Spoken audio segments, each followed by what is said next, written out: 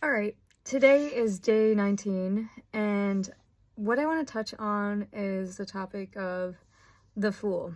Now, if you are familiar with the tarot, the major arcana, the first card in the deck is the Fool card.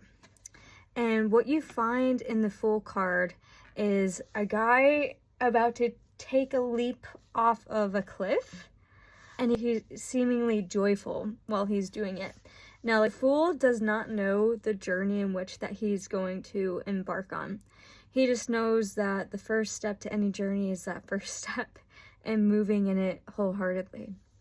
And so I feel like the lesson that I'm trying to tap into today specifically is, how can I be the fool in my own life? And not in the sense of being foolish, but in the sense that I'm willing to take the first steps forward towards the things in the journey that I want to embark on. During service, a lot of times when we're in the weeds and we're working through doing table flips and stuff like that, we are in full hands out of the back. And so it could be that we're missing water glasses, we're missing a smaller fork, we're missing something. But when you're in the midst of service, you do what you can to prepare for making sure that you have what you need, but it's inevitable that there's going to be times that you're not going to have what you need and you have to go find it. And it's okay. It's not the end of the world if it doesn't pop up immediately. It just means that you have to go and move into a direction to make sure that that thing is filled. So what is the importance in being the fool? Well, we could choose any day in our life. I could choose right now today to say that I want to choose to live a different way. And so what that would require of me as a person is taking a leap of faith, saying it's possible. You have to have belief that it's possible first to say that you could have a life like that.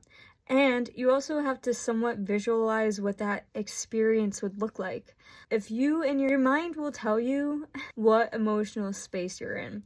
If you're imagining bad scenarios or are stuck in imagining things that isn't happening physically, then you're in a place where emotionally you're in that emotional headspace. So the thing is, we imagine everything. Everyone imagines everything all the time. And whether you believe you're good at it or not, we do it. It's just who we are as beings. We are imaginative. We are creators beside the creator of all things. So, what we think we create.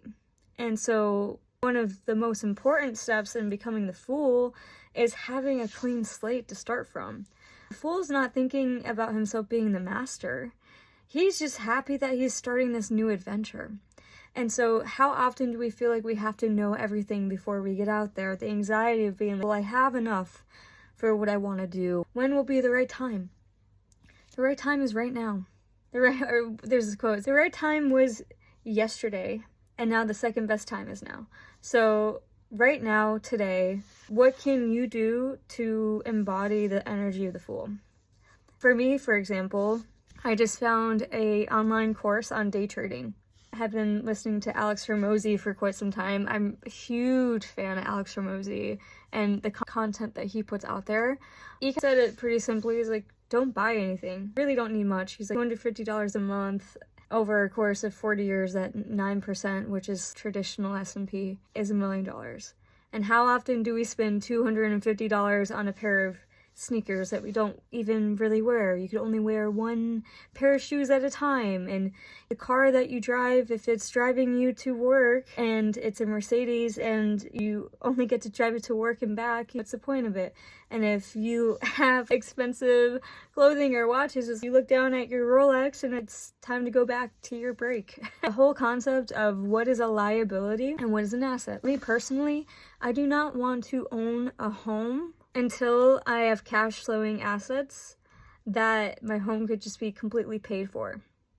I don't want to just buy a big house and have myself live in it and that's the only thing that I have. No, that's a liability to me. Buying a car brand new is a liability to me. The thing is this, to embody the fool, also become new in your approach. You must have a certain level of naivety. The fool isn't self-conscious in his capability. So how often are we feeling self-conscious in our capability to do things? The fool doesn't have an idea of what that even means. So how do we get to be that in that place and have a fresh start? It's through the power of forgiveness. Forgiveness gives us a clean slate in ourselves to move through and be freed from the shackles of shame. When we step into a place of forgiveness and knowing that we have been forgiven, there is a sense of freedom that you're no longer attached to the identity of the old. You could become a whole new being if you wish to. And now there's different processes that can do this to embody what that specific thing is, but off topic and a little bit distracted. I really was gonna say in this full journey for myself is figuring out financial freedom, because I know it's possible. Other people have done it. If they could do it, then I could do it. And if I could do it, then you could do it. And if that's the case, and I figure it out, then I'm going to show you how I figured it out. Because why not just be candid about it?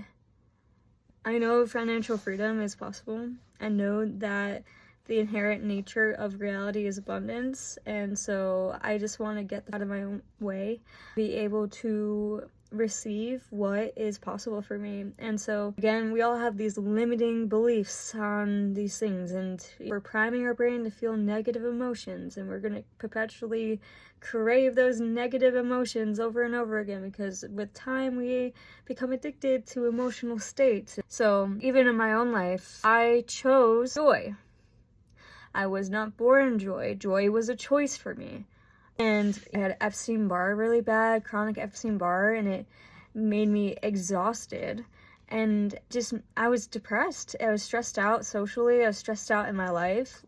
I craved connection. I craved community. I didn't feel like I really belonged anywhere. I experienced this transformation from within, which came through my spiritual relationship with Jesus.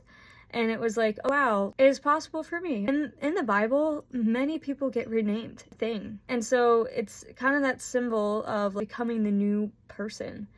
And so this past decade, I've been the fool. I've been figuring out, what does my personal reality, what is it meant to look like?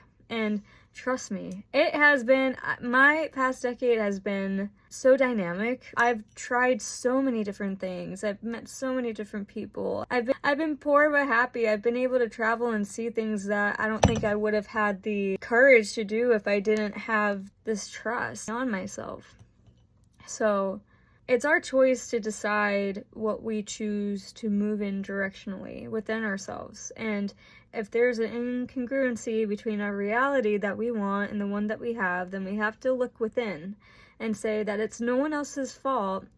It's just the reality that we just have to shift our focus. What we focus on in the mental space matters. What we focus on matters. It becomes matter. So what are you choosing to matter today? Be the fool. Try the thing that you've been wanting to.